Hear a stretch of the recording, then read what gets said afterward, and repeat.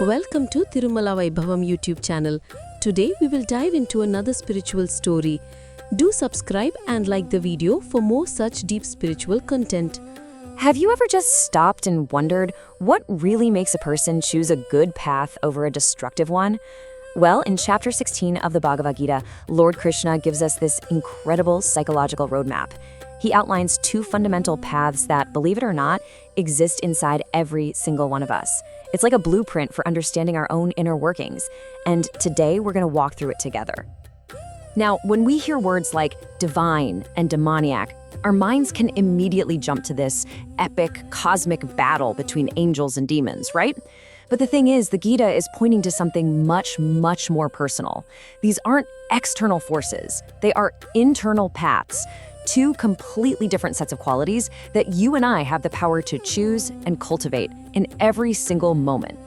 So the formal Sanskrit name for this chapter is Daivasura Sampad Vibhaga Yoga. It's a bit of a mouthful, I know, but it breaks down so perfectly. It basically means the yoga, or the discipline, of being able to clearly distinguish between the divine, or Daivi, qualities, and the demonic, or Asuri, qualities. The whole point of this chapter is to give someone on a spiritual path a clear, unmistakable map of what leads you to freedom and what leads you straight into bondage. And here's the crucial part. The Gita frames this whole choice in terms of what it calls the three gunas. These are like the fundamental energies of nature that influence all of our thoughts and our actions. The divine path, you see, is mostly sattvic. It's all about goodness, balance, and purity, and that's what leads to liberation. The demonic path, on the other hand, is totally driven by rajas and tamas, the energies of restless passion and deep ignorance. And those ultimately just create suffering. You know, right after laying out this really stark choice, Krishna offers this incredible moment of reassurance to his student, Arjuna. He says, "Do not worry, you are born with the divine qualities." And you have to understand, that message isn't just for Arjuna, it's for all of us. It's this profound message of hope that says, hey, your fundamental nature is divine. This path is always, always within your reach. All right, so let's walk down that path of light for a bit. See, Krishna doesn't just talk in vague ideas. He gets super specific. He actually gives a list of 26 distinct virtues that make up this divine estate, or what's called the Daivi Sampada. And what a list it is. Just look at some of these. Fearlessness, purity of heart, non-violence, truthfulness, compassion. Now, the key is to not see this as some impossible checklist to become a saint overnight.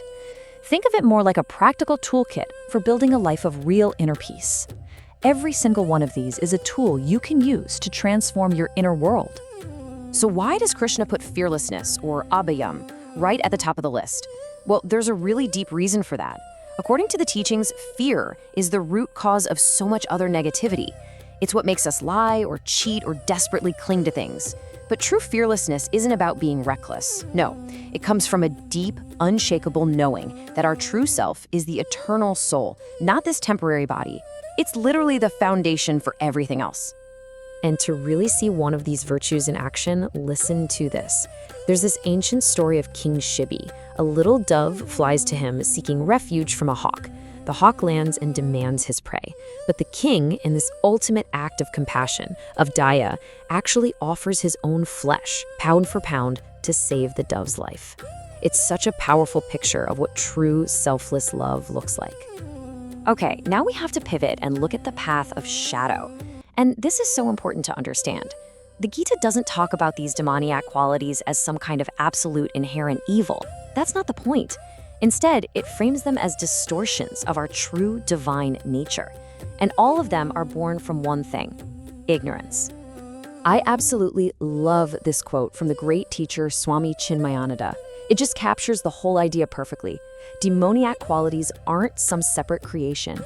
They are just divine qualities that have been poisoned by ego and delusion. And what does that mean? It means no one is ever beyond hope.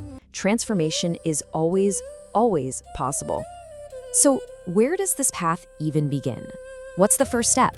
It starts with a fundamental worldview, a vision of life that just flat out rejects any higher truth, any divine order, any kind of God. It's a materialistic, chaotic view that says the world is just random and meaningless, which, as you can imagine, is a fast track to nihilism and despair.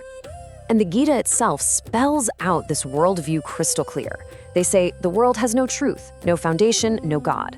For them, life is just a random biological accident, and the only thing driving it all is lust or raw, selfish desire.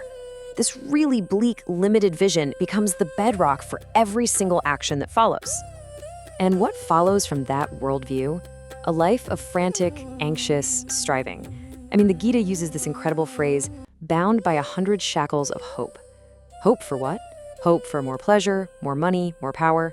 It becomes a life totally consumed by this insatiable hunger, and it's often pursued with zero regard for anyone else. And this path, it ultimately leads to a level of egoism that's just hard to even imagine. The person becomes the deluded center of their own little universe. They literally think, I am the Lord, I am the enjoyer, I am perfect. They become completely blind to any reality outside of their own inflated sense of self. So after painting this really vivid and, frankly, kind of disturbing picture of this ego-driven life, Krishna brings it all to a razor-sharp focus. He identifies the core psychological traps that lock a soul into suffering. And he calls them, quite powerfully, the gates to hell. He says there are 3 of them. Just 3.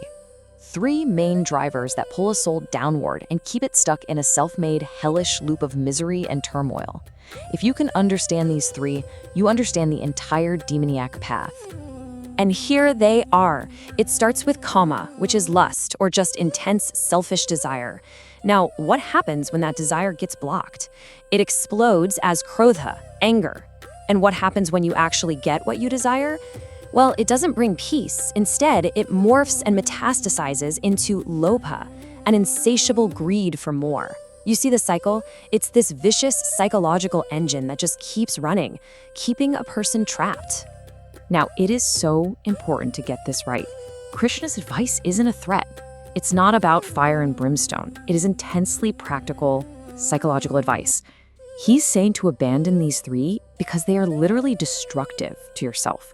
They eat away at your inner peace and block you from realizing who you truly are. So after laying all this out, the 2 paths, the big choice, the psychological traps, you might be wondering, okay, so what's the solution? Well, Krishna doesn't just leave us hanging there in the dark. In the very last verses of the chapter, he gives us the way forward. He gives us a guide. And his instruction is actually very direct.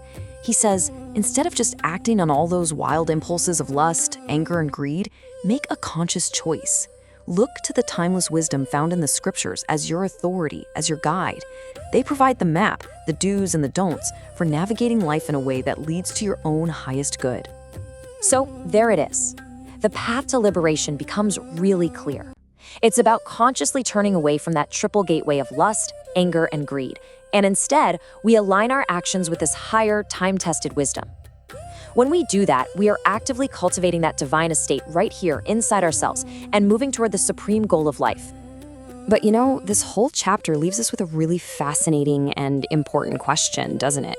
What about all the people out there who are genuinely faithful, who are good-hearted, but maybe they don't follow the specific rules of scripture to the letter? Where do they fit in? What path are they on? Well, that is the exact question that Arjuna asks next, and it sets the entire stage for our next discussion in chapter 17. It's a deep dive into the very nature of faith itself. And the answer? Well, that's what we'll explore next time. That was today's story. Please do like, share, and subscribe for more such interesting stories. Let's connect with another story. Till then, stay blessed.